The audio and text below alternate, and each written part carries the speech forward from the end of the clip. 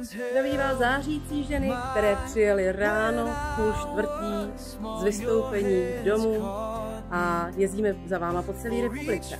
Teď nás čeká další festival a ten bude 23.8. Bude to Country Kanina Fest, je to Kanina na Kokořínsku. Jezdíme tam už několikátý rok a moc se na vás těšíme. My jsme ochotní za váma dojet po celé republice, tak věřím, že vy jste ochotní za náma přijít pár kroků nebo pár kilometrů od vašeho domova.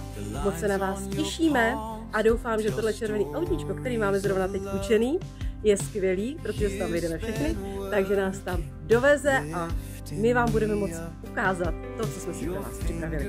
Moc se na vás těší zářící ženy Příbram.